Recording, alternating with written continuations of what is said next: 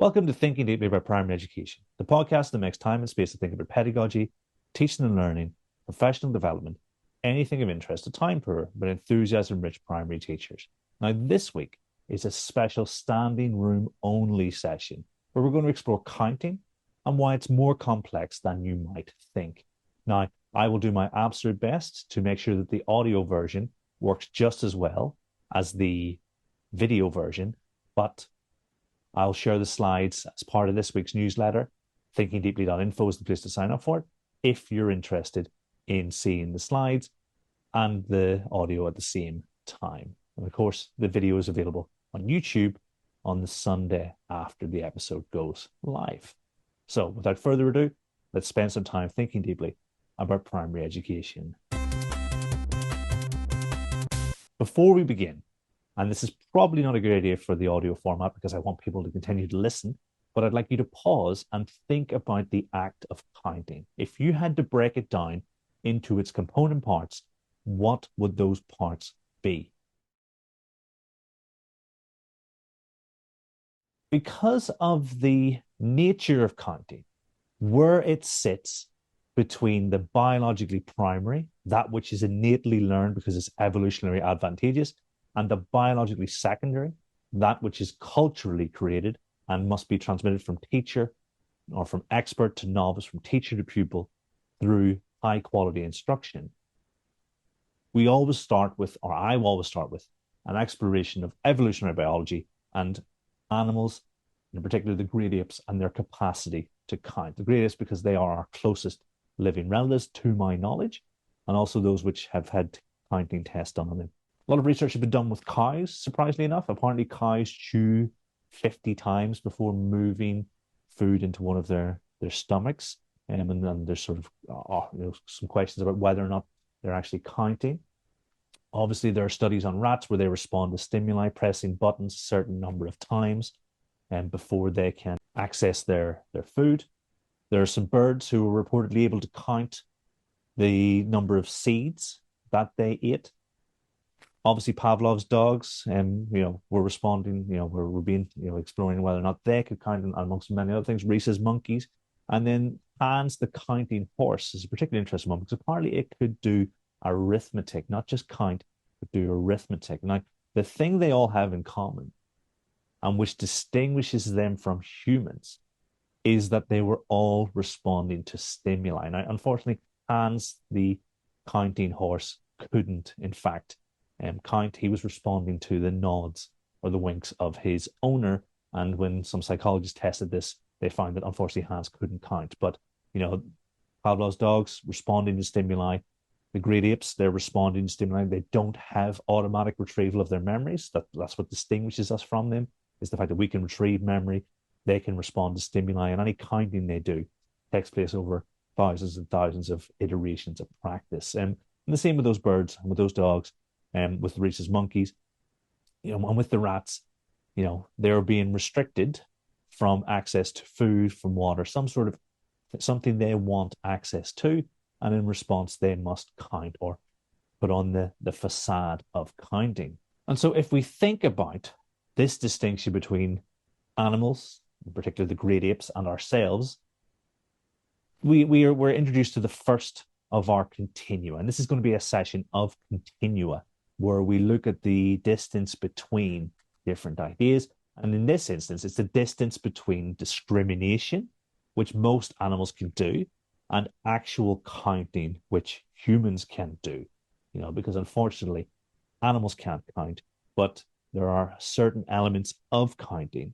There are certain mathematical ideas in the proximity of counting, which actually allow us to identify where that bridge happens, because at some point in early mathematics, we bridge from the evolutionary advantageous to the biologically secondary and thus needs to be taught. And so halfway between that concept of number that humans have and the discrimination of number that animals can perhaps perform is something known as subitising. Now, long-time listeners to the podcast will be familiar with subitising. And the best way for me to demonstrate this is to show you, but as this is audio format, I'm just going to describe it. And ultimately, subitising is the instantaneous recognition of quantity. And it's sometimes called counting without counting. And so, in terms of being evolutionarily advantageous, subitising, if I can see over there are three, I don't know, predators, three lions, three hyena, and there's one of me, I can subitise without counting that I need to go in a different direction. And most animals have this capacity, and humans certainly have this capacity. And on our learning trajectory from birth to roughly 7 years of age, this is something that will naturally develop around about somewhere between 18 months and 3.5.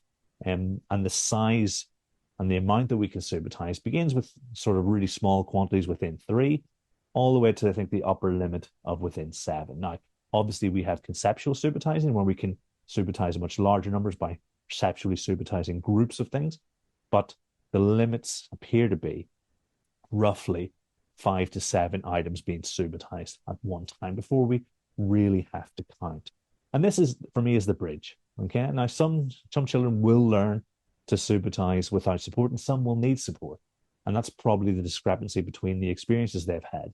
But we all, as humans, develop this ability to subitize quantity, to recognize, because at some point in our history, it was evolutionarily advantageous to do so. And so from there, we could just think this is almost a jumping off point. Everything after this will likely need to be taught, if not by a primary caregiver, by a teacher or an expert at school. And so subitizing is that part of that bridge from early mathematical experience towards more formal arithmetic reasoning. And so subitizing, counting, and then that concept of number as, we would describe perhaps as number sense, which is many, many different ideas tied into the one label. Now, there were two competing definitions of counting and ways to describe counting. We had Piaget in 1958 and Gellman and Gallistel in 1972. Now, Piaget, as is typical, was concerned with the experience of the learner and putting the definition of counting within that sort of, certainly under that lens, but within those parameters. It's about experience and how that develops over engagement with the world around us. Now, two of those concepts described were ordination and cardinality. Ordination being the assignation of an ordinal value or ordinal sort of response to counting, and cardinality being that adding the cardinal value, the idea that when the last number we say is the value of the group, be able to assign a value to a group, and these would develop through gradual interaction with the world around us and with their environment. So this would develop through gradual engagement with the environment and the world around the student. And it was one way to describe the process of counting. Now, it's typical of Piaget that the engagement with the environment should be the primary focus, but we know that where students struggle to learn new ideas, they're in this novice position. They will need instruction. They will need guidance from an expert. And so the work of Gellman and Gallistel is actually much more helpful because they switch from the experience of the student towards the cognitive processes so that we can then codify, quantify, and then disseminate this knowledge of counting. And so we end up with what Gellman and Gallistel would eventually call their principles of counting, which initially were 3, grew to 5, but the first 3 are those which allow us to count. The second 2, and then the 4th and 5th, they develop with more counting. And so the first of those principles is the stable order principle. The idea that the order we say the numbers will not change no matter what. And we learn this through songs, through rhymes, through engagement with the world of early childhood, essentially, because so much of what we do with young children is built around this stable order. 1, 2, 3, 4, 5. Once I caught a fish alive, and so on, or 10 green bottles. The idea that 1, 2, 3, 4, 5, 6, 7, 8, 9, 10, 11, 12, and so on will never change is the first principle, and one that we begin developing from a very, very young age. Now, it's also very easy to skip numbers. And that's a normal part of learning to count. But as long as children understand that their role is to take part in these songs, then they can't really go wrong, because more singing, more practice will allow them to develop this innate sense of the stable order. Now, perhaps, something that we associate with counting, and much more prevalently, perhaps more so than the stable order, is the one-to-one correspondence principle. The idea that we can assign a value of one to one item, one object, and one thing. And so when we think about stable order, or when we think about one-to-one correspondence, when it comes to the errors and misconceptions that students might have, it often involves around miscounting and the idea that we've maybe assigned a value of one to two or more objects. And this can be done through carelessness or from a sheer, the sheer fact that the concept has embedded and we're not really sure what we're doing. Now, this is perhaps one of the reasons why things like money and fractions should perhaps be pushed later in national curricula, because we need to spend time really getting to grips with the idea of one-to-one correspondence, and bringing in one-to-many correspondence, or parts of one correspondence, so soon after we've sort of really started to develop this idea, can be to the detriment of lots of students. When it comes to one-to-one correspondence, we come to our second continuum, the idea that there are shades of difficulty within each of these mathematical ideas. Now, if we take the sort of least challenging, so to speak, which can still be challenging for most pupils. So when we're assigning one-to-one correspondence, we can physically move the objects that we're counting. This reduces the opportunity to miscount, and allows us to be more accurate in our counting. So we're physically moving. Now, next, a little bit more challenging is the idea that if we just we touch the items as we're counting, physically touching them, and then we assign that value at the end. A little bit further removed from that is the idea that we can just point. So we're not actually touching, but we're pointing at the objects that we're counting. And then the last most challenging, and this is when I think we can decide that a child has developed one-to-one correspondence, is when they can look at a number of objects within reason and assign one-to-one correspondence. So they can look, so we're moving, touching, pointing, and looking. This is our continuum across the entirety of this principle. And as a teacher, we're asking ourselves, well, where are we or where are our students on this continuum? Because that it's the skill of the early years teachers to know that 30 of their children are going to be at different points in this, not just different points in the principles, but different points within the continuum as well. And so you've got this infinitely complex sort of positioning, which we need to, as teachers, identify and then respond appropriately. Because what we do as teachers will depend on what our students can, where they are in this trajectory and in this continuum within the trajectory. And then the third principle, the one which, when you've developed an understanding of this, you can essentially, for all intents and purposes, count, is the cardinality principle. The idea that the last number we say in a count is the value of the count. And so lots of practicing counting things in and out of pots of hands of different vessels is really, really beneficial. But also encouraging an environment where our students know that we're going to ask them how many, even if they counted right the first time. Because some research shows that students doubt themselves, even when they've counted correctly, just because an adult has asked them whether or not they were right.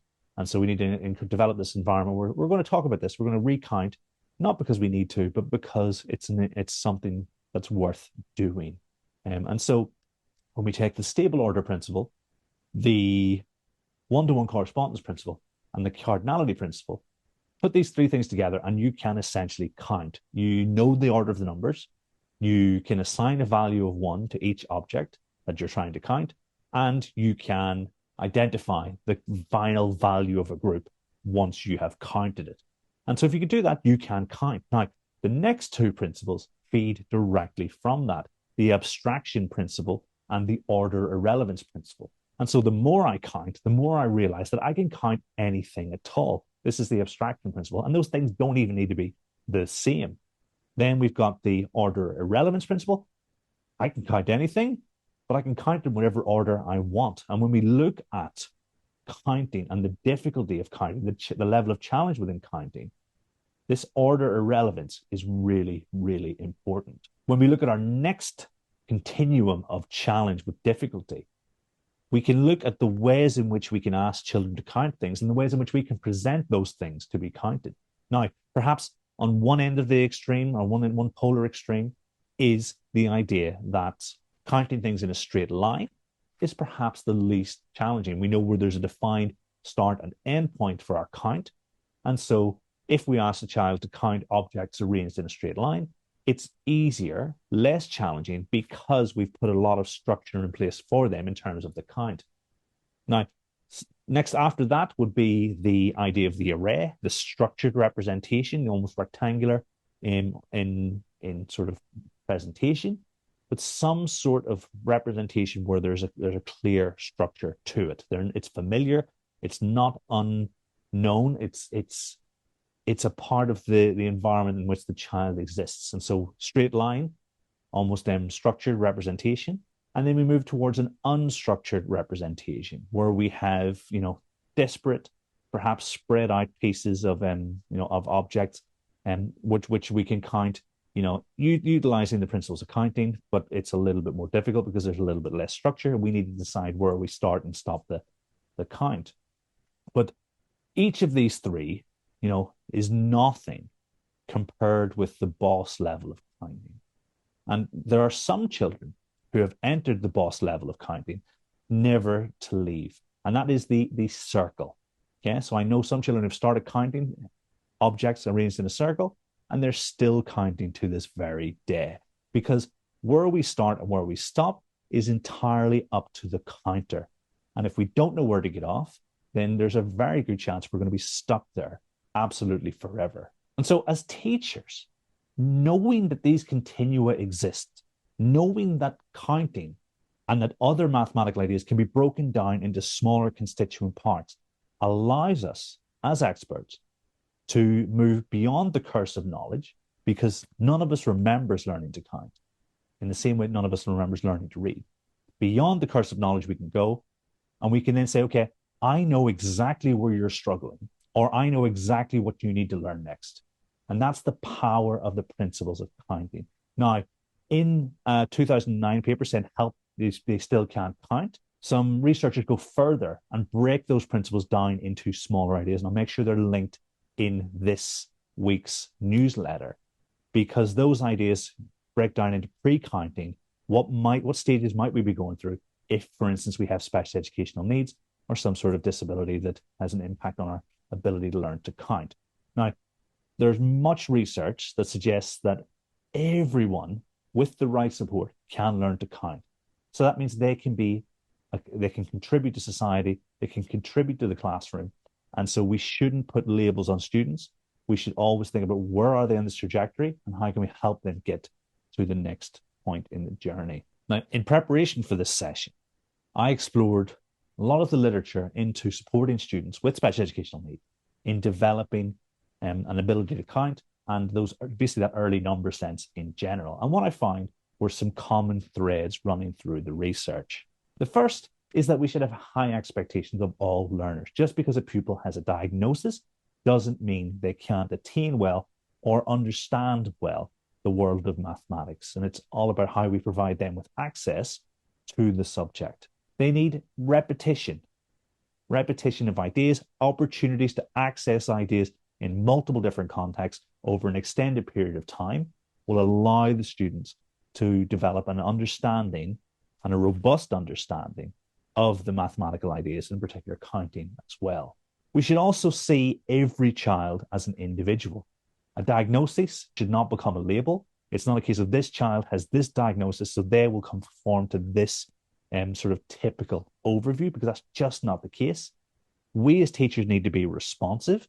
We need to think about where are our students, where are we going to next, just like we would with anyone. And most importantly, we need our most skilled teachers, because as you've seen during this session, or hopefully as you've seen, this is not the sand and play and water that it's made out to be by so many in the profession. This is the most complex maths students will learn, because everything else has the advantage of maturity, time, prior learning, whereas here we're at the very, very forefront of a child's mathematical development. And it is so crucial to their later success, whether or not they embed these ideas and whether that number sense develops. Now, what you'll notice from each of these principles is that what's good for pupils with special educational needs is also good for all students. All students need repetition. All students need different contexts over an extended period of time. They need our most skilled teachers. They need high expectations. These things are not unique to pupils with special education needs. They just happen to be really beneficial for them. And so when we think about counting and we think about the experience we give to our students, we need to think about how specific are we about the mathematics and what that means for our pupils' experience. Because if we get it right early on, the rest of mathematics is so straightforward and so fantastic that it's impossible for the children not to become confident, proficient, and engaged mathematicians. So let me know what you think in the comments. Big thank you to everybody who stuck with us to the end. Now, obviously, this is all built into the Story of Maths curriculum, which starts from birth and goes all the way through. If you're interested in finding out more, in talking to some of the schools who've been utilizing this in early years, really successfully over the last couple of years, get in touch, Kieran at alta-education.com. Until next time, thanks for listening.